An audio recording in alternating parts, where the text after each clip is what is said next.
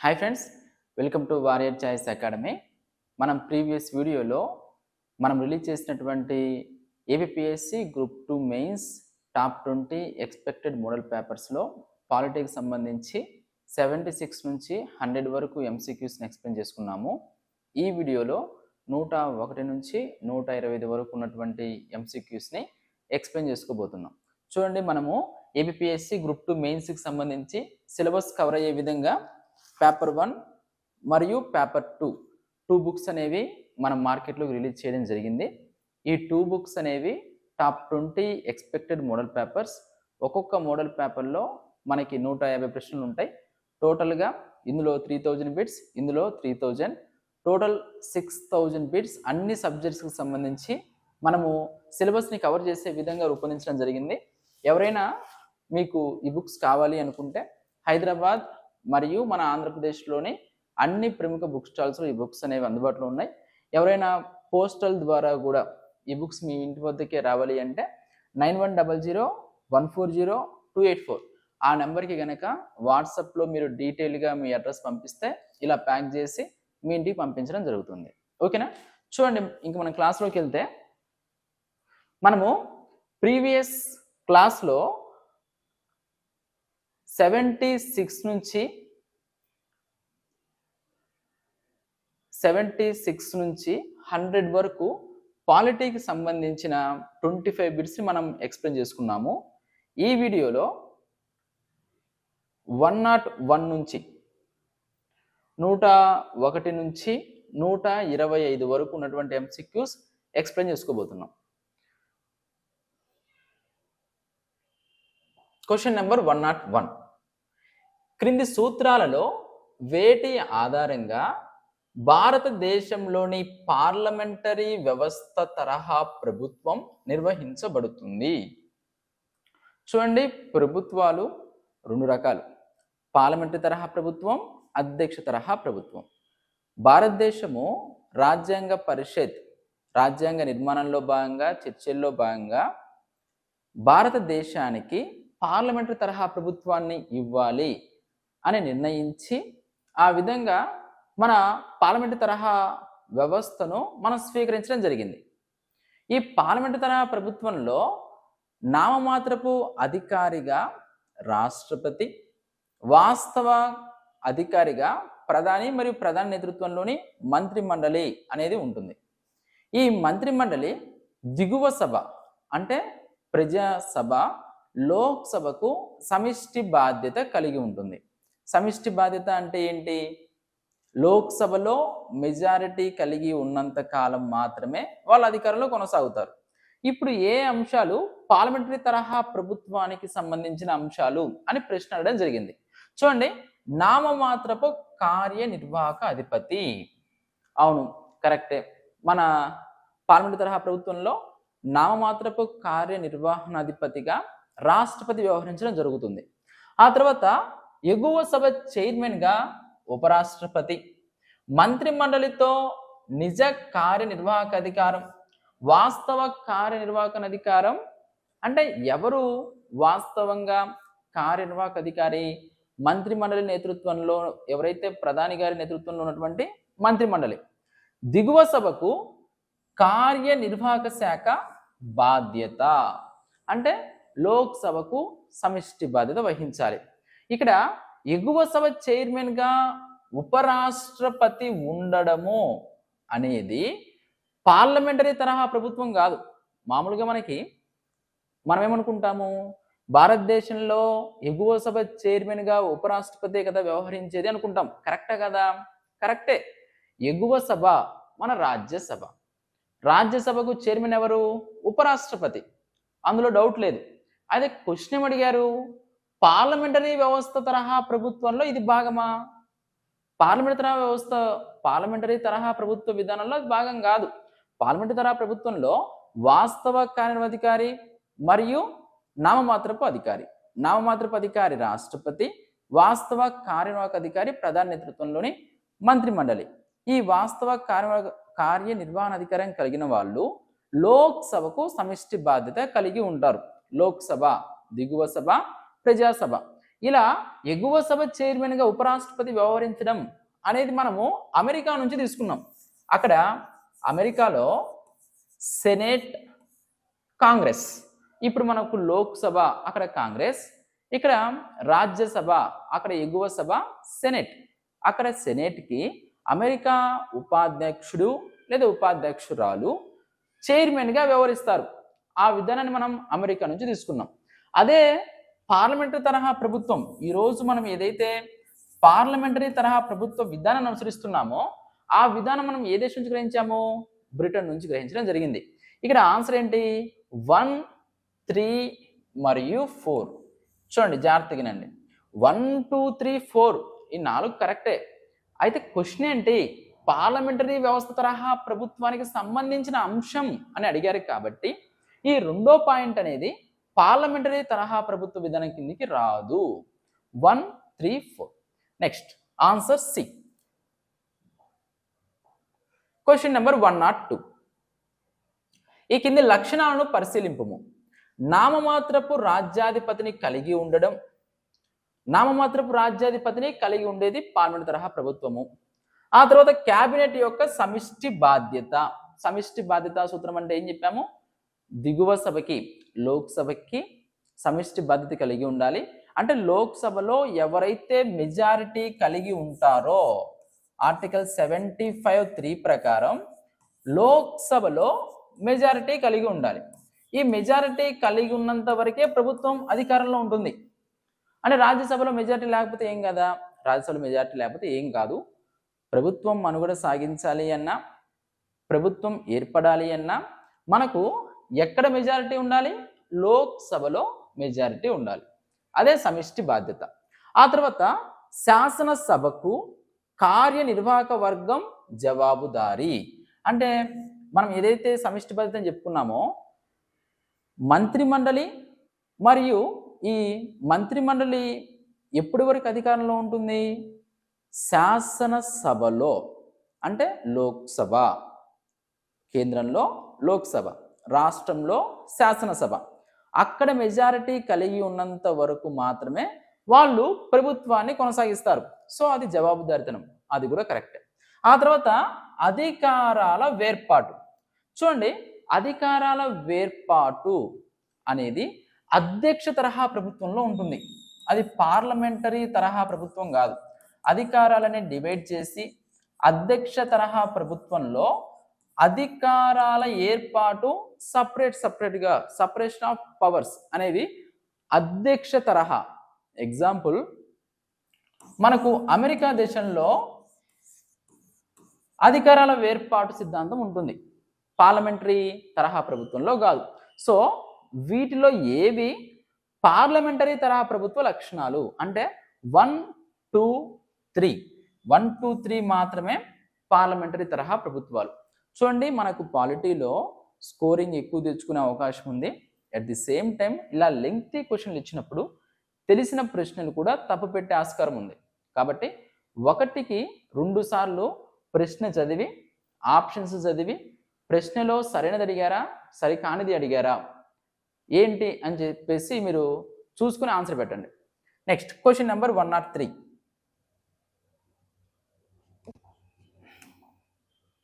ఈ క్రింది వానిలోని ప్రభుత్వ స్థాయి మరియు శాసన అధికారాల జతలలో ఏది సరిగా జతపరచబడలేదు? సరిగా జతపరచబడలేదు. కేంద్ర ప్రభుత్వం కేంద్ర జాబితా, స్థానిక ప్రభుత్వాలు అవశేష అధికారాలు, రాష్ట్ర ప్రభుత్వాలు రాష్ట్ర జాబితా, కేంద్ర మరియు రాష్ట్ర ప్రభుత్వాలు ఉమ్మడి జాబితా. చూడండి, భారతదేశంలో సమాఖ్య తరహా ప్రభుత్వం ఉంది. సమాఖ్య అంటే ఏంటి? అధికారాల పంపిణీ. ఎవరెవరి మధ్య? కేంద్రము మరియు రాష్ట్రాల మధ్య. ఈ సమాఖ్య అనేది ఎందులో ఉంది? 7వ షెడ్యూల్లో ఉంది. మొత్తం మనకు 12 షెడ్యూల్స్ ఉన్నాయి. అందులో 7వ షెడ్యూల్ సమాఖ్య గురించి మనకు తెలియజేస్తుంది. ఇందులో భాగంగా కేంద్ర రాష్ట్రాల మధ్య అధికారాల పంపిణీ, కేంద్ర జాబితా, రాష్ట్ర జాబితా, ఉమ్మడి జాబితా మరియు పై మూడిట్లో లేనివి అవశిష్ట అధికారాలు. మనకు కేంద్ర జాబితాలో ఉన్న వాటి మీద చట్టాలు చేసే అధికారం కేంద్ర ప్రభుత్వానికి ఉంటుంది. అదేవిధంగా రాష్ట్ర జాబితాలో ఉన్నటువంటి అంశాల మీద చట్టం చేసే అధికారం రాష్ట్ర ప్రభుత్వాలకు ఉంటుంది. అదేవిధంగా ఉమ్మడి జాబితా అంటే ఆ అంశం మీద కేంద్రం చట్టం చేయొచ్చు, రాష్ట్రం చట్టం చేయొచ్చు. అయితే కేంద్రానికి లోబడి రాష్ట్రం చట్టం చేయాలి. తర్వాత ఈ మూడిటిలో కేంద్ర రాష్ట్ర ఉమ్మడి జాబితాలో లేని అంశాన్ని అవశిష్ట అంశము అంటారు. ఈ అవశిష్ట అంశం మీద చట్టం చేసే అధికారం ఎవరికి ఉంటుంది? కేంద్రానికే ఉంటుంది. ఒక అంశం అవశిష్ట అంశమా కాదా నిర్ణయించేది ఎవరు? సుప్రీంకోర్టు. ఓకే, ఇవి మనకి కేంద్ర జాబితా, రాష్ట్ర జాబితా, ఉమ్మడి జాబితా, అవశిష్ట అంశాలు. మనకు కేంద్ర జాబితాలో మొత్తం 98 అంశాలు ఉన్నాయి, రాష్ట్ర జాబితాలో 59 అంశాలు ఉన్నాయి, ఉమ్మడి జాబితాలో 52 అంశాలు ఉన్నాయి. ఇక్కడ పాయింట్ ఏంటి? సరిగా జతపరచబడలేని అంశం ఏంటి? ఇందులో స్థానిక ప్రభుత్వాలు అవశేష అధికారాల, లోకల్ బాడీస్, మనకు పంచాయతీలు, మున్సిపాలిటీలు ఇవన్నీ ఉన్నాయి కదా. ఈ పంచాయతీలు, మున్సిపాలిటీలు అనేవి రాష్ట్ర జాబితాలో ఉన్నటువంటి అంశం తప్ప అవశిష్ట అధికారం కాదు. ఓకే, ఇక్కడ పాయింట్ ఏంటి? స్థానిక ప్రభుత్వాల విషయంలో చట్టం చేసే అధికారము, వాటికి సంబంధించిన అన్ని అంశాలు ఎవరి ఆధ్వర్యంలో ఉంటాయి? ఆ రాష్ట్ర ప్రభుత్వం ఆధ్వర్యంలో ఉంటాయి. సో రాష్ట్ర జాబితా అవశేష అధికారం కాదు. సరిగా జతపరచబడనిది option B. Next question number 104. ఈ క్రింది వానిలో ఏ పన్నులు రాష్ట్రాలచే విధించబడి, సేకరించబడి మరియు సమకూర్చుకోబడేవి? మనకు పన్నులు చట్టపరంగా తప్ప ఏ విధంగా పన్ను విధించకూడదు. ఆర్టికల్ 265. పన్ను విధించాలి అన్నా, పన్ను రేటు పెంచాలి అన్నా కంపల్సరీ చట్టం చేయాలి. ఈ పన్ను రకాల్లో మనకు ఎకానమీలో కూడా ఇంపార్టెంట్. పన్ను విషయంలో ప్రత్యక్ష పన్నులు ఏంటి, పరోక్ష పన్నులు ఏంటి? ప్రత్యక్ష పన్నుల కిందికి ఏ వస్తాయి, పరోక్ష పన్నుల కిందికి ఏ వస్తాయి? ఇలా మనకు ఎకానమీలో కూడా ఇంపార్టెంట్. ఇక్కడ పన్ను రకాల్లో కేంద్రం విధించి కేంద్రం వసూలు చేసుకొని కేంద్రం అనుభవించే పన్నులు ఉంటాయి. కేంద్రం విధిస్తే రాష్ట్రము వసూలు చేసుకొని కేంద్రం, రాష్ట్రం ఇద్దరూ కూడా కలిసి పంచుకునే ఉంటాయి. కేంద్రం యొక్క నిర్ణయంతో రాష్ట్రాలే వసూలు చేసుకుని రాష్ట్రాలు అనుభవించే పనులు ఉంటాయి. అవి మనకు చాలా ఇంపార్టెంట్. అందులో ఈ ప్రశ్న ఏమని అడిగారు? ఈ క్రింది వానిలో ఏ పన్నులు రాష్ట్రాలచే విధించబడి, సేకరించబడి, సమకూర్చుకునేబడేవి? అంటే రాష్ట్రాలకు సంబంధించిన పన్నులు. ఇందులో ఖనిజ హక్కుల మీద పన్ను, స్థానిక ప్రాంతాల్లో ప్రవేశించే వస్తువులపై పన్ను అంటే ఆక్ట్రాయ్ ట్యాక్స్, వ్యవసాయ ఆదాయం మీద పన్ను, వ్యవసాయ ఆదాయం మీద కూడా పన్ను విధించుకునేది రాష్ట్రాలే. అయితే మన దేశంలో వ్యవసాయ ఆదాయం మీద పన్ను లేదు. ఆ తర్వాత వృత్తి, వ్యాపారం, ప్రకటనలు మరియు ఉద్యోగములపై పన్ను. ఇవన్నీ కూడా రాష్ట్రమే విధించి, రాష్ట్రమే సేకరించి, రాష్ట్రమే సమకూర్చుకునేబడే పన్నులు. ఖనిజ హక్కుల మీద, స్థానిక ప్రాంతంలో ప్రవేశించే వస్తువుల మీద, వ్యవసాయ ఆదాయం మీద, వృత్తి, వ్యాపారం, ప్రకటనలు మరియు ఉద్యోగుల మీద పన్ను. Next question number 105. జాబితా 1ని జాబితా 2తో జతపరచండి మరియు కింద పేర్కొనబడిన కోడ్ను ఉపయోగించి సరైన సమాధానం ఎంపిక చేయండి. చూడండి, మనకి ఇక్కడ మ్యాచ్ ద ఫాలోయింగ్ ఇచ్చారు. ఇందులో రాష్ట్రపతి అధికారము సంబంధించిన నిబంధన. మనకు క్షమాభిక్ష మంజూరు చేసేది రాష్ట్రపతి, ఆర్టికల్ 72 ప్రకారం. ఓకేనా? 72 ప్రకారం క్షమాభిక్ష మంజూరు చేసే అధికారం రాష్ట్రపతి కలిగి ఉంటారు. కేంద్ర కార్యనిర్వాహక అధికారం ఆర్టికల్ 53. రాష్ట్రపతి దేశ పరిపాలన సొంతంగా కానీ ఇతరుల సహాయంతో కానీ చేయొచ్చు. కేంద్ర పరిపాలన మనకి కేంద్ర కార్యనిర్వాహక అధికారం ఆర్టికల్ 53. ఆ తర్వాత ప్రధానమంత్రి నియమించే అధికారం ఆర్టికల్ 75. రాష్ట్రపతి ఎవరైతే లోక్సభలో మెజారిటీ కలిగి ఉంటారో మెజారిటీ కలిగినటువంటి నాయకుడిని ప్రధానమంత్రిగా నియమిస్తారు. ఆ తర్వాత అటార్నీ జనరల్, కేంద్ర ప్రభుత్వ ప్రధాన న్యాయ సలహాదారుడు అటార్నీ జనరల్ ఆర్టికల్ 76. మనకు పాలిటీలో ముఖ్యంగా కొన్ని ఆర్టికల్స్ మరియు ముఖ్యమైనటువంటి రాజ్యాంగ సవరణలు, ఇటీవల చోటు చేసుకుంటున్నటువంటి పరిణామాలు, వివిధ కేసులలో సుప్రీంకోర్టు ఇచ్చినటువంటి తీర్పులు ఎగ్జామ్ పాయింట్ ఆఫ్ వ్యూలో ఎంతో ఇంపార్టెంట్. కాబట్టి ఈ పాలిటీకి సంబంధించి మీరు అన్ని అంశాలు చదవడంతో పాటు సిలబస్లోనివి రీసెంట్గా వచ్చినటువంటి తాజా అంశాలు ఏవైతే ఉన్నాయో కరెంట్ పాలిటీకి సంబంధించిన అంశాలను కూడా మీరు ఇంక్లూడ్ చేసి చదివినప్పుడు మాత్రమే ఎగ్జామ్ పాయింట్ ఆఫ్ వ్యూలో మనము సక్సెస్ అయ్యే అవకాశం ఎక్కువ శాతం ఉంటుంది. తర్వాత క్వశ్చన్ నెంబర్ 106, భారత సుప్రీంకోర్టుకు సంబంధించి ఈ కింది వ్యాఖ్యలలో ఏది సరైనవి? సుప్రీంకోర్టు భారతదేశంలో అత్యున్నత న్యాయస్థానం సుప్రీంకోర్టు. దేశంలోని అన్ని న్యాయస్థానాల మీద అందరి మీద మెయిన్ అధికారం కలిగి ఉండేది సుప్రీంకోర్టు. సుప్రీంకోర్టు యొక్క తీర్పులే మనకు అంతిమం. ఇక్కడ మనం చూసుకుంటే దానికి భారతదేశంలోని ఏదైనా న్యాయస్థానం లేదా ట్రిబ్యునల్ల నుండి అప్పీల్ను స్వీకరించే అధికారం కలదు. ఏదైనా న్యాయస్థానం నుంచి కానివ్వండి, ఏదైనా ట్రిబ్యునల్ నుంచి కానివ్వండి, అప్పీల్ స్వీకరించే అధికారం ఉందా లేదా? Supreme court appeal స్వీకరించవచ్చును.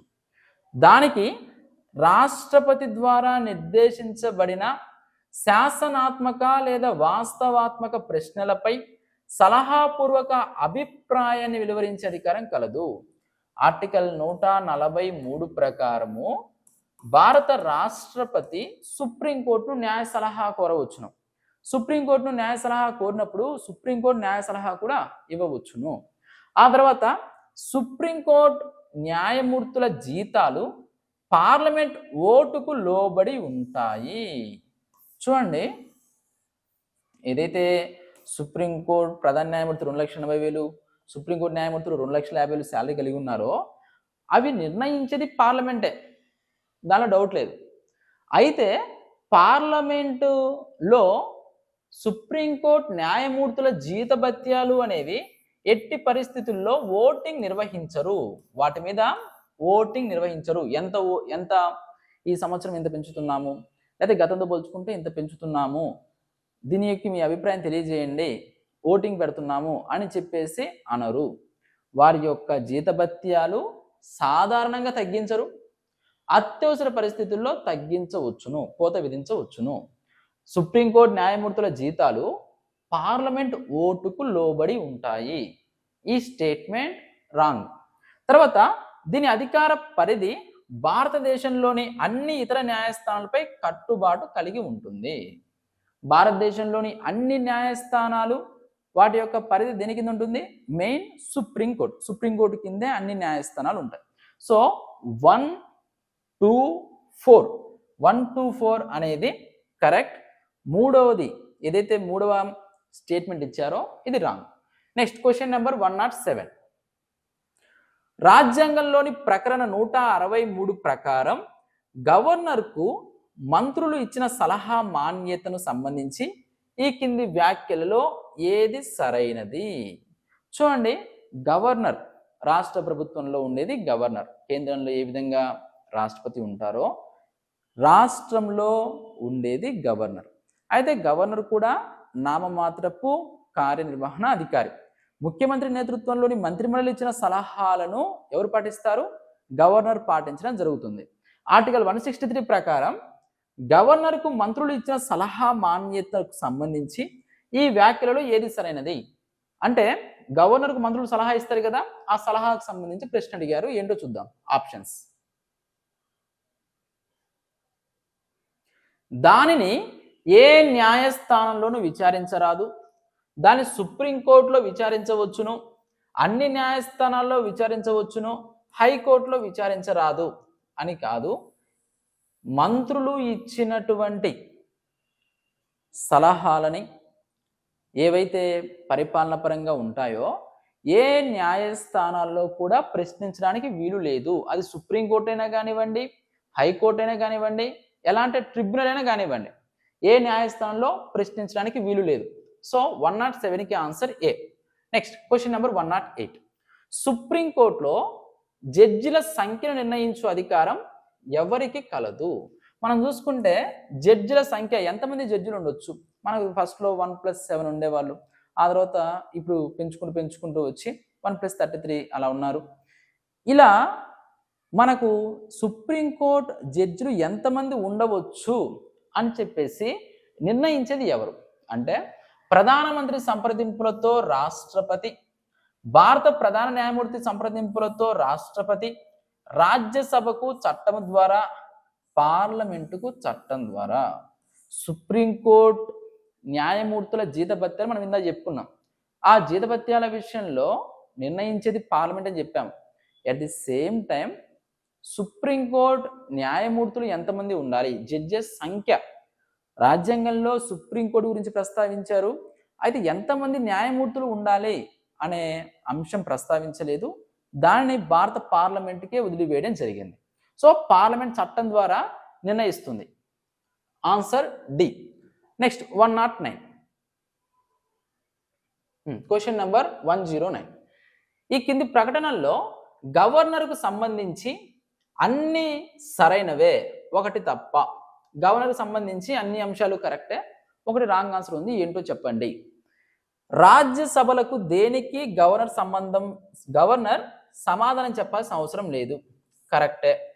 మనకి గవర్నర్ రాజ్యసభకు సమాధానం చెప్పాల్సిన అవసరం లేదు. రాజ్యసభకు ఆయన రెస్పాన్సిబుల్ పర్సన్ కాదు. పార్లమెంటులోని 2 సభలలో దేనికి గవర్నర్ సమాధానం చెప్పాల్సిన అవసరం లేదు. కరెక్టే. లోక్సభకు కానీ రాజ్యసభకు కానీ గవర్నర్ రెస్పాన్సిబుల్ పర్సనా? కాదు. గవర్నర్ మంత్రుల కూటమికి జవాబు చెప్పాల్సిన అవసరం లేదు. కరెక్టే. మంత్రుల కూటమికి కూడా ఆయన జవాబు చెప్పాల్సిన అవసరం లేదు. జవాబుదారి ఏం కాదు, ఆయన రాష్ట్రపతికి జవాబుదారి. గవర్నర్ తన కాల పరిమితి పూర్తి కాగానే తన కార్యాలయాన్ని వెంటనే వదిలిపెట్టాలి.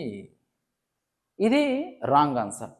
సహజంగా 5 years సిచ్యువేషన్ బట్టి, ఇప్పుడు కొంతకాలం నుంచి కేంద్రంలో గవర్నమెంట్ మారినప్పుడల్లా రాష్ట్రాలలో వాళ్ళకు అనుకూలమైన వారిని పెట్టుకుంటూ ఉన్నారు. సహజంగా అయితే ఒక 5 years అనుకుందాం. ఈ సందర్భంలో వాళ్ళ టైం అయిపోయిన వెంటనే లగేజ్ సర్దుకొని ఇంకా మా పదవీ కాలం అయిపోయింది అని చెప్పేసి వెంటనే వాళ్ళు వెళ్ళరు. అట్ ది సేమ్ టైం ఈ పదవీ కాలం అయిపోయింది కాబట్టి ఇమీడియట్గా ఖాళీ చేయండి అని కూడా ఏం చెప్పరు.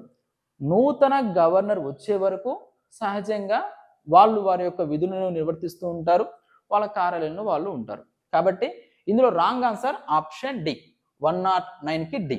నెక్స్ట్ 110. మంత్రిమండలి యూనియన్ విషయంలో తప్పు సమాధానాన్ని గుర్తించండి. మంత్రిమండలి యూనియన్, కేంద్ర మంత్రిమండలి అనేది ఉంటుంది కదా, దానిలో రాంగ్ ఆన్సర్ ఏంటని అడిగారు. రాష్ట్రపతికి సలహాలు ఇవ్వడానికి ఎల్లప్పుడూ సిద్ధంగా ఉండాలి. కరెక్టే. ఎందుకంటే దేశ పరిపాలన మొత్తం రాష్ట్రపతి పేరు మీదుగానే జరుగుతుంది. మంది పార్లమెంటు తరహా ప్రభుత్వము. ఇందులో మంత్రిమండలి ఇచ్చిన సలహాలను రాష్ట్రపతి గారు పాటిస్తారు. లోక్సభ రద్దు చేసిన తర్వాత కూడా రాష్ట్రపతికి సలహా చెప్పడానికి మంత్రిమండలి ఉండాలి. లోక్సభ పదవీ కాలం అయిపోయినా, లోక్సభ రద్దు అయిపోయినా మంత్రిమండలి రద్దు కాదు. ఎందుకని? నూతన మంత్రిమండలి వచ్చేంత వరకు ఆపద్ధర్మ ప్రధానమంత్రిగా, ఆపద్ధర్మ ముఖ్యమంత్రిగా వీళ్ళు కొనసాగుతూ ఉంటారు. వాళ్ళ నేతృత్వంలో మంత్రిమండలి ఉంటుంది. సో అది కూడా కరెక్టే. ప్రధానమంత్రి రాజీనామా తర్వాత కూడా రాష్ట్రపతి సలహాలు ఇవ్వడానికి మంత్రిమండలి ఉండాలి. ఒకవేళ ప్రధానమంత్రి రాజీనామా చేశారనుకోండి, రాజీనామా చేస్తే ఏమవుతుంది? వెంటనే మంత్రిమండలి మొత్తం కూలిపోతుంది. అప్పుడు రాష్ట్రపతి గారు ఏం చెప్తారు? మీ రాజీనామాను మేము ఆమోదిస్తున్నాం. అయితే నూతన ప్రధాని వచ్చేంత వరకు, నూతన మంత్రిమండలి ఏర్పడే వరకు మీరు ఆపద్ధర్మ ప్రధానమంత్రిగా కొనసాగండి. ఎందుకంటే దేశ పరిపాలన విషయంలో ఒక శూన్యత, అంటే ఒక వాక్యూమ్ అనేది ఏర్పడకూడదు, అక్కడ ఉండాలి వాళ్ళు. కాబట్టి ఇది కూడా కరెక్టే. అత్యవసర పరిస్థితుల్లో రాష్ట్రపతికి ప్రత్యేక అధికారాలు ఉంటాయి, స్వతంత్ర నిర్ణయాలు తీసుకోవచ్చు. అత్యవసర పరిస్థితుల్లో స్వతంత్ర నిర్ణయాలు ఏమీ కూడా రాష్ట్రపతి తీసుకోరండి. స్వతంత్ర నిర్ణయాలు తీసుకునే అధికారం రాష్ట్రపతికి లేదు. సో క్యాబినెట్ సలహాపూర్వక మాత్రమే, క్యాబినెట్ ముఖ్యంగా కేంద్ర మంత్రిమండలి సలహాను అనుసరించి ఆయన పరిపాలన చేస్తారు, స్వతంత్ర నిర్ణయాలు తీసుకోరు. సో రాంగ్ ఆన్సర్ డి, 110కి ఆన్సర్ డి. నెక్స్ట్ 111. ఏ కమిటీ సిఫార్సుల మేరకు కేంద్ర ప్రభుత్వం సెంట్రల్ విజిలెన్స్ కమిషన్ నియమించింది? సెంట్రల్ విజిలెన్స్ కమిషన్ అనేది ఏర్పడింది సంతానం కమిటీ సిఫార్సుల మేరకు ఏర్పడడం జరిగింది. 111 దానికి ఆన్సర్ ఏ. నెక్స్ట్ 112. కేంద్ర హోం మంత్రిత్వ శాఖ ఆమోదించిన ఒక తీర్మానం ద్వారా కేంద్ర దర్యాప్తు సంస్థ సిబిఐ, మనకు సిబిఐ అంటాం కదా, ఈ సిబిఐ ఎప్పుడు ఏర్పాటైంది? ఇది కూడా సంతానం కమిటీ సిఫార్సుల మేరకే 1963లో ఏర్పడింది. 112 దానికి ఆన్సర్ సి. నెక్స్ట్ 113. అటార్నీ జనరల్కి సంబంధించి సరికానిది ఏంటి? చూడండి జాగ్రత్తగా వినండి క్వశ్చన్. అటార్నీ జనరల్కి సంబంధించి సరికానిది, అటార్నీ జనరల్ అనే వాళ్ళు ఉంటారు. ఆర్టికల్ 76 ప్రకారం అటార్నీ జనరల్ ఉండడం జరుగుతుంది. ఈయన కేంద్ర ప్రభుత్వ ప్రధాన న్యాయాధికారి. మనం చూసుకుంటే సరికానిది ఏంటని అడిగారు, రాంగ్ ఏంటని అడిగారు. కేంద్ర ప్రభుత్వ న్యాయ సలహాదారుడు, అవునా కదా? కరెక్టే. క్వశ్చన్ మనకు సరి అయినది అడిగారా, సరి కానిదని అడిగారా? మనం తొందరలో కరెక్టే కదా. కేంద్ర ప్రభుత్వ న్యాయ సలహాదారుడు అటార్నీ జనరల్ కరెక్టే. అటార్నీ జనరల్ రాష్ట్రపతికి న్యాయ సలహా అందించును. రాష్ట్రపతి ఆర్టికల్ 143 మనకి సుప్రీంకోర్టు న్యాయ సలహా అడిగేది అటార్నీ జనరల్ ద్వారానే. అటార్నీ జనరల్ యొక్క విధులలో కేంద్ర ప్రభుత్వం తరపున ఆయన తన వాదన వినిపించాలి ఏ కోర్టులో అయినా, మరియు రాష్ట్రపతికి అవసరమైన సందర్భంలో ఇతర విధులు ఇతర సలహాలు కూడా అందించాలి. అది మనకు తెలిసిందే. ఇప్పుడు మనము తొందరలో కేంద్ర ప్రభుత్వ న్యాయ సలహాదారుడు అటార్నీ జనరల్ రాష్ట్రపతికి న్యాయ సలహా అందించును అని చెప్పేసి 1 మరియు 2 అని పెట్టకూడదు. ఎందుకని? ప్రశ్న ఏమని అడిగారు? అటార్నీ జనరల్ సంబంధించి సరికానిది అడిగారు. సరికానిది అంటే రాంగ్ ఏంటి? ఈ రెండు కరెక్టే కదా. సో ఆన్సర్ ఏది కాదు, ఆన్సర్ డి. Question number 113. ఇలాంటి ప్రశ్నలు మనల్ని అడిగే అవకాశం ఉంది. మనము ఆ హడావిల్లో, ఆ టెన్షన్లో, ఆ తొందరలో తప్పు చేసే అవకాశం ఉంది. కాబట్టి 113 దానికి ఆన్సర్ డి. ఇలాంటి ప్రశ్నలు వస్తాయి చూడండి. నెక్స్ట్ 114.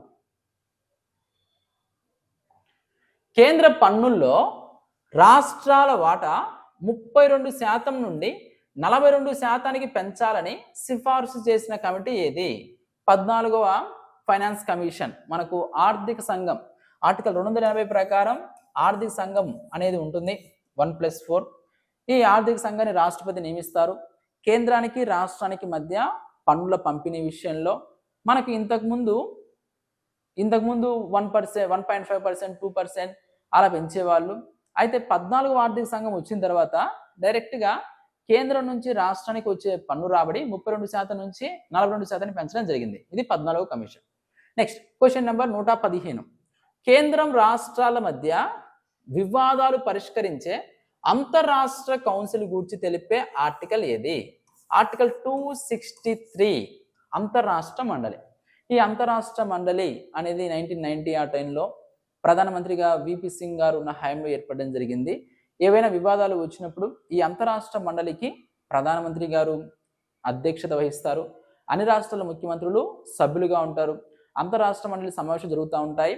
అప్పుడు ఇతర రాష్ట్రాలతో ఉన్నటువంటి వివాదాలు, ఏవైనా సరిహద్దు వివాదాలు కానివ్వండి, నీటి వివాదాలు కానివ్వండి, ఏదైనా అంశాల్లో ఉన్నప్పుడు వాటిని కూర్చొని చర్చించడానికి ఉపయోగించేదే అంతర్రాష్ట్ర కౌన్సిల్. ఆ అంతర్రాష్ట్ర కౌన్సిల్ ఆర్టికల్ 263 ఎవరి హయాంలో ఏర్పడింది అంటే మనకు 1990లో ప్రధానమంత్రిగా విపి సింగ్ గారు ఉన్నప్పుడు అంతర్రాష్ట్ర మండలి అనేది ఏర్పడింది. Next question number 116. ఇది కూడా చూడండి, ఇది కూడా మనకి ఇంపార్టెంట్ ప్రశ్న. క్రింది వానిలో సరైన వాక్యం, కరెక్ట్ స్టేట్మెంట్ ఏంటి? ఇండియా ఏకకేంద్ర ప్రభుత్వం. ఇండియా సంపూర్ణ సమాఖ్య గల దేశం. చూడండి, ఇండియా ఏకకేంద్ర ప్రభుత్వమా? ఏకకేంద్రం అంటే ఏంటి? భారతదేశము ఒక సమాఖ్య తరహా ప్రభుత్వము. మన సమాఖ్య అనేది సహకార సమాఖ్య అని, అర్ధ సమాఖ్య అని, బేరమాడే సమాఖ్య అని వివిధ రాజ్యాంగ పండితులు వ్యాఖ్యానించారు. ఇక్కడ పాయింట్ ఏంటి? ఇండియా ఏకకేంద్ర ప్రభుత్వమా? శ్రీలంక లాగా కాదు. ఏకకేంద్రం అంటే ఏంటి? ఓన్లీ కేంద్ర ప్రభుత్వమే ఉండడం, రాష్ట్రాలకు హక్కులు లేకపోవడం, రాష్ట్రాల ప్రస్తావన లేకపోవడం. అలాంటి దేశం మనది కాదు. ఇండియా సమాఖ్య దేశం. సమాఖ్య అంటే ఏంటి? కేంద్ర రాష్ట్రాల మధ్య అధికారాల పంపిణీ. ఇందాక మనం చెప్పుకున్నాం కదా, కేంద్ర జాబితా, రాష్ట్ర జాబితా, ఉమ్మడి జాబితా, అవశిష్ట అంశం అని చెప్పుకున్నాం. ఆ తర్వాత ఇండియా సంపూర్ణ సమాఖ్య గల దేశం, పూర్తిగా సంపూర్ణ సమాఖ్య గల దేశం భారతదేశం. సంపూర్ణ సమాఖ్య అంటే క్లారిటీగా అమెరికా లాగా మొత్తం అధికారాలు ఏవైతే మెన్షన్ చేశారో అవన్నీ రాష్ట్రాలకు ఇచ్చేసారా? లేదు. భారతదేశము ఎక్కువ అధికారాలు మనం చెప్పుకున్నాం కదా, కేంద్ర జాబితా, రాష్ట్ర జాబితా, ఉమ్మడి జాబితా, అవశిష్ట అంశాలు. కేంద్ర జాబితాలో 98 అంశాలు ఉన్నాయి, రాష్ట్ర జాబితాలో ఒక 59 అంశాలు ఉన్నాయి, ఉమ్మడి జాబితాలో 52 అంశాలు ఉన్నాయి. ఇక్కడ అంశాల పరంగా చూసుకున్నా కేంద్రానికి ఎక్కువ ఉంది. కొన్ని అత్యవసర పరిస్థితుల్లో రాష్ట్ర జాబితాలోని అంశం మీద కూడా చట్టం చేసే అధికారం కేంద్రానికే ఉంది. ఉమ్మడి జాబితాలో చేసిన శాసనం కేంద్ర శాసనమే నెగ్గుతుంది. పై 3 జాబితాల్లో లేనిదే అవశిష్ట అంశం. ఈ అవశిష్ట అంశం కూడా కేంద్రానికి అధికారం ఉంటుంది. ఇవన్నీ మనం పరిశీలించిన పిమ్మట ఎక్కువగా కేంద్ర అంశాలు ఎక్కువగా ఉన్నాయి, కేంద్రానికి ఎక్కువ అధికారం ఉంది. సో సంపూర్ణ సమాఖ్య గల దేశం కాదు. సో ఆన్సర్ సరైన వాక్యం ఏంటి? పైవేవి కావు. సో 116కు డి. నెక్స్ట్ 117. క్రింది వారిలో సరైన వాక్యం ఏది? 7వ షెడ్యూల్ అనుసరించి అధికారాల పంపిణీ జరిగినది. ప్రస్తుతం కేంద్ర జాబితాలోని అంశాలు 98. చూడండి, అధికారాల పంపిణీ 7వ షెడ్యూల్ మనం చెప్పుకున్నాం. మొత్తం మనకి రాజ్యాంగం అమల్లోకి వచ్చినప్పుడు 8 షెడ్యూల్స్ ఉన్నాయి. 9, 10, 11, 12. 9 భూ సంస్కరణ సంబంధించి మొదటి రాజ్యాంగ సవరణ, 10వ షెడ్యూల్ పార్టీ ఫిరాయింపులకు సంబంధించి 52 రాజ్యాంగ సవరణ, 11 పంచాయతీలకు సంబంధించి 73 రాజ్యాంగ సవరణ, 12 మున్సిపాలిటీలకు సంబంధించి రాజ్యాంగ భద్రత, అది 74 రాజ్యాంగ సవరణ. అందులో భాగంగా అధికారాల పంపిణీ అనేది జరిగింది షెడ్యూల్స్ ద్వారా.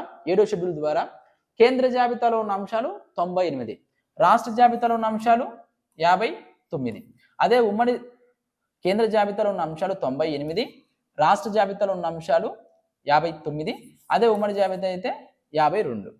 Next question number 118, 118. ఈ కింది వాటిలో సరైనది ఏది? 1985లో 52వ రాజ్యాంగ సవరణ ద్వారా 10వ షెడ్యూల్ని చేర్చారు. దీని ద్వారా పార్టీ ఫిరాయింపుల చట్టంలో రాజకీయ పార్టీలు అనే పద ప్రయోగం చేశారు.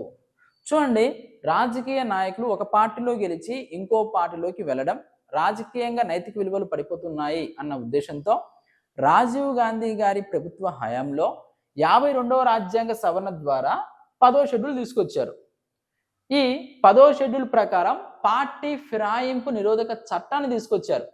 అందులో భాగంగా పార్టీ ఫిరాయింపు నిరోధక చట్టం వర్తించే అంశాలు, వర్తించని అంశాల గురించి క్లారిటీగా మెన్షన్ చేయడం జరిగింది. ఈ పార్టీ ఫిరాయింపుల నిరోధక చట్టంలో రాజకీయ పార్టీలు అనే పద ప్రయోగాన్ని చేయడం జరిగింది. మనకు రాజ్యాంగంలో ఎక్కడా కూడా రాజకీయ పార్టీలు అనేది ఉండదు. పార్టీ ఫిరాయింపుల చట్టం 10వ షెడ్యూల్లో మాత్రమే ఉంటుంది. సో మనకు 1 and 2 ఈ రెండు కూడా కరెక్టే. 118వ దానికి ఆన్సర్ ఏ. నెక్స్ట్ 119. రాజకీయ పార్టీల గుర్తింపుకు సంబంధించి సరైనది ఏది? రాజకీయ పార్టీలు మనకు జాతీయ పార్టీలు అని, రాష్ట్ర ప్రాంతీయ పార్టీలు అని చెప్పేసి గుర్తింపు పొందిన పార్టీలు, రిజిస్టర్డ్ పార్టీస్, రికగ్నైజ్డ్ పార్టీస్ అని చెప్పేసి ఉంటాయి. అవి ఇచ్చేది మనకు ఎలక్షన్ కమిషన్ ఆఫ్ ఇండియా.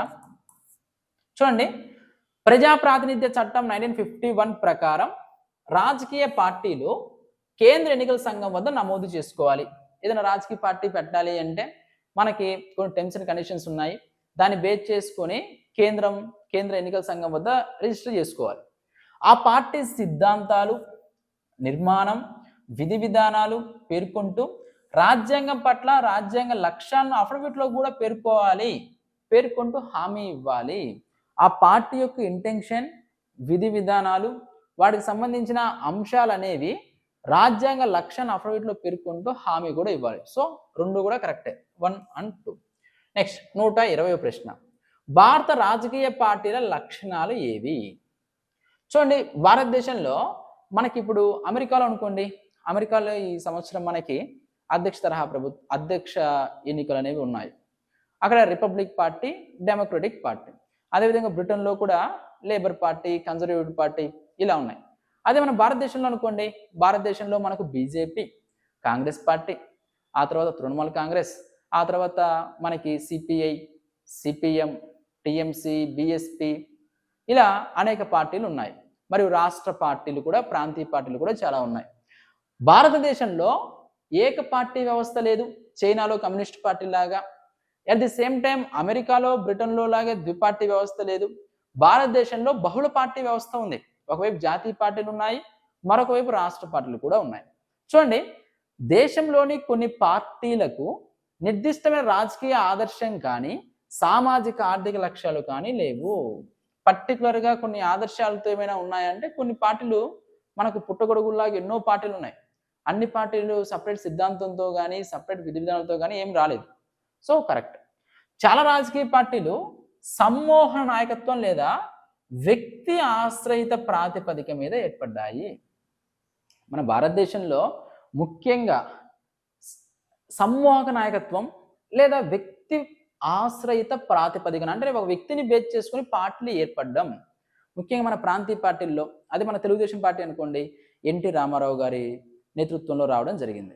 ఆ తర్వాత మళ్ళీ మనకి వైఎస్ఆర్సీపీ పార్టీ ఉందనుకోండి, కాంగ్రెస్ పార్టీ నుంచి బయటకు వచ్చిన జగన్ గారు పెట్టిన పార్టీ వ్యక్తిని కేంద్రీకృతంగా చేసుకుని, అదేవిధంగా కేసీఆర్ గారు ఇక్కడ టీఆర్ఎస్ పార్టీ పెట్టడం, ఇలా వ్యక్తి ప్రాతిపదికన, వ్యక్తి ఆశ్రయ ప్రాతిపదికన పార్టీలు అనేవి సహజంగా మన భారత రాజకీయ పార్టీల లక్షణంగా కూడా మనం పేర్కొనవచ్చు. మన పవన్ కళ్యాణ్ గారు జనసేన పార్టీ పెట్టడం, ఇలా వ్యక్తిని బేస్ చేసుకుని పార్టీలు రావడం. ఆ తర్వాత క్వశ్చన్ నెంబర్ 120కి answer 1 and 2 B. Next question 121. ఈ క్రింది వానిలో సరి అయిన జత ఏది?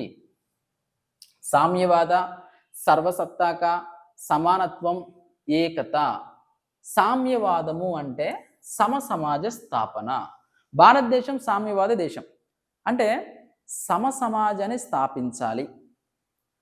ముఖ్యంగా సమాజంలో బడుగు బలహీన వర్గాలకు ప్రాధాన్యత కల్పించాలి. ఏవైతే పేదవాళ్ళు ధనికుల మధ్య పెరుగుతున్న అంతరాలను తొలగించే విధంగా పేదలకు అనుకూలంగా ప్రభుత్వ నిర్ణయాలు ఉండాలి. మనకు సర్వసత్తాక, సామ్యవాద, లౌకిక, ప్రజాస్వామ్య, గణతంత్ర రాజ్యం భారతదేశం. మనకు పీఠికలో ఫస్ట్ ఉండేలైన ఇది. భారత ప్రజలమైన మేము భారతదేశాన్ని సర్వసత్తాక, సామ్యవాద, లౌకిక, ప్రజాస్వామ్య మరియు గణతంత్ర, ఈ ఆర్డర్ కూడా అడిగారు ఒకసారి ఎగ్జామ్లో. సర్వసత్తాక, సామ్యవాద, లౌకిక, ప్రజాస్వామ్య, గణతంత్ర రాజ్యంగా నిర్మించుకోవడానికి, భారత ప్రజలందరికీ సాంఘిక, ఆర్థిక, రాజకీయ న్యాయాన్ని అందించడానికి, అంతస్తుల్లోనూ అవకాశాల్లోనూ న్యాయం, సమన్యాయం జరగడానికి అని చెప్పేసి మనకు పీఠికలో క్లారిటీగా మెన్షన్ చేస్తారు.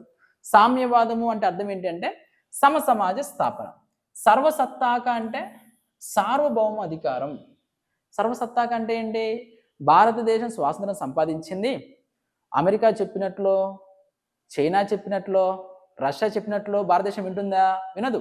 ఏ నిర్ణయమైనా మనకు అంతర్గతంగా కానివ్వండి, బహిర్గతంగా కానివ్వండి, అంతర్గతంగా బహిర్గతంగా నిర్ణయాలు తీసుకునే అధికారం భారతదేశం కలిగి ఉంది. దాన్ని మనము సార్వభౌమాధికారం అంటాం. మనము పోఖ్రాన్లో అణుపరీక్ష నిర్వహించాము. అణుపరీక్ష నిర్వహించొద్దు అని చెప్పేసి అమెరికా మనకు ఆదేశం జారీ చేసింది. అయినా కూడా మన దేశం యొక్క రక్షణ సిద్ధాంతాన్ని బేస్ చేసుకుని మనం అణుపరీక్ష నిర్వహించడం జరిగింది. ఆ తర్వాత సమానత్వం. సమానత్వము అంటే సమన్యాయం. ఏకత అంటే ఐక్యత. సో ABCD, అది 121. నెక్స్ట్ 122. లోక్పాల్ మరియు లోకాయుక్త సభ్యులుగా ఉండడానికి గల షరతులు ఏంటి? లోక్పాల్, మనకు అవినీతి అనేది పెరిగిపోతుంది కాబట్టి ఒక లోక్పాల్ వ్యవస్థ ఏర్పాటు చేసి రాజకీయ పార్టీలు, రాజకీయ నాయకులు, ఉద్యోగస్తులు, మాజీ అధికారులు, మాజీ శాసనసభ్యులు, మాజీ ప్రజాప్రతినిధులు అందరినీ దీని కింది పరిధికి తీసుకొని రావాలన్న ఉద్దేశంతో అన్నా హజారే గారు ఈ లోక్పాల్, జన్ లోక్పాల్ అనే దాన్ని తీసుకుని రావడం కోసం ఉద్యమం చేపట్టారు. చివరికి లోక్పాల్ బిల్ ఆమోదం కూడా పొందడం జరిగింది. దానికి సంబంధించి లోక్పాల్ మరియు లోకాయుక్త సభ్యులుగా ఉండడానికి ఏ షరతులు అంటే, వాళ్ళు పార్లమెంటు, రాష్ట్ర శాసనసభలలో సభ్యుడిగా ఉండకూడదు, కరెక్టే. స్థానిక సంస్థల్లో కూడా సభ్యుడిగా ఉండకూడదు. 40 సంవత్సరాల కంటే తక్కువ వయసు ఉండకూడదు. మనకు అన్ని అధికారాల విషయంలో గరిష్ట వయసు పేర్కొన్నారు కానీ కనిష్ట వయసు పేర్కొనలేదు, అంటే మినిమం ఏజ్ పేర్కొనలేదు. అదే లోక్పాల్, లోకాయుక్త, లోక్పాల్ సభ్యులు ఈ విషయంలో మాత్రము కనిష్ట వయసు మినిమం ఏజ్ 45 ఇయర్స్ ఉండాలి. మినిమం ఏజ్ను లోక్పాల్కి పేర్కొనడం జరిగింది. 122కి ఆన్సర్ డి. నెక్స్ట్ 123. ఈ కింది వాళ్ళలో సరైనది ఏంటి? 15B అధికరణ స్త్రీల కోసం, పసిపిల్లల కోసం కల్పించే ప్రత్యేక అవకాశాలను వివక్షతగా భావించకూడదు. అది 15B కాదు, 15(3). కుల, మత, వర్గ, వర్ణ, స్త్రీ, పురుష భేదం ఆధారంగా వివక్షత చూపించకూడదు. 15(1). ఆ తర్వాత 15(2) కుల, మత, వర్గ, వర్ణ, స్త్రీ పురుష బేస్ చేసుకుని పబ్లిక్ స్థలాల్లోకి ప్రవేశ నిరాకరించకూడదు. అదే 15(3) ఏంటి? స్త్రీల కోసం, పసిపిల్లల కోసం కల్పించే ప్రత్యేక అవకాశాలు ఏవైతే ఉన్నాయో అవి వివక్షతగా భావించకూడదు. మనకు ఆర్టికల్ 14 to 18 మధ్య సమానత్వపు హక్కు గురించిన అంశాలు ఉన్నాయి. సో ఇది రాంగ్. ఆ తర్వాత 15(4) అధికరణ ఎస్సీ ఎస్టీలకి విద్యా సంస్థల్లో ఓబీసీలకి కల్పించిన రిజర్వేషన్లు రాజ్యాంగ భద్రతను కలిగి ఉన్నాయి. మనకు ఎస్సీ ఎస్టీలకు సంబంధించిన రిజర్వేషన్లు ఏవైతే ఉన్నాయో యాక్చువల్గా మనకి 15(3) వరకే రాజ్యాంగంలో ఉన్నాయి. 15(4) చంపకం దొరై రాజన్ కేసు. చంపకం దొరై రాజన్ కేసులో రిజర్వేషన్లు అనేవి రాజ్యాంగ విరుద్ధంగా ప్రకటించడం జరిగింది మద్రాస్ హైకోర్టు. ఆ తర్వాత 1వ సవరణ చేశారు. 1వ సవరణ చేసి విద్యా సంస్థల్లో ప్రవేశాల యందు ఎస్సీ ఎస్టీలకు కల్పించే రిజర్వేషన్లు సమానత్వానికి విరుద్ధంగా భావించకూడదు. అది మనకి 15(4). తర్వాత క్వశ్చన్ నెంబర్ 124. ఈ కింది వానిలో సరైనది ఏంటి? రాష్ట్రపతి 341, 342 అధికరణ ప్రకారం ఎస్సీ ఎస్టీల నిర్వచనాన్ని తెలియజేస్తారు. కరెక్టే. ఎస్సీ ఎస్టీ నిర్వచనాన్ని తెలియజేసే అధికారం ఎవరికి ఉంది? కేవలం రాష్ట్రపతి గారికి మాత్రమే ఉంది. ఎవరు ఎస్సీ, ఎవరు ఎస్టీ అని చెప్పేసి నిర్వచించే అధికారం. రాష్ట్రపతి నోటిఫికేషన్ అనుసరించి పార్లమెంట్ చట్టాలు చేస్తుంది. ఆ నోటిఫికేషన్ బేస్ చేసుకుని ఇప్పుడు ఎస్సీలకు సంబంధించి 59 ఉపకులాలు ఉన్నాయనుకోండి, కొత్త దాన్ని ఏర్పాటు చేయాలి అంటే కొత్త వారిని కొన్ని సందర్భాల్లో మనం చూస్తుంటాం. మన ఆంధ్రప్రదేశ్ రాష్ట్రం తీసుకోండి. ఆంధ్రప్రదేశ్ రాష్ట్రంలో రజకులను ఎస్సీ జాబితాలో చేర్చాలి. అదేవిధంగా వాల్మీకిలని ఎస్టీ జాబితాలో చేర్చాలి అని చెప్పేసి ఉద్యమాలు జరుగుతున్నాయి. ఇలాంటి విషయంలో నిర్ణయం తీసుకునే అధికారం ఎవరికి ఉంటుంది? రాష్ట్రపతికి ఉంటుంది.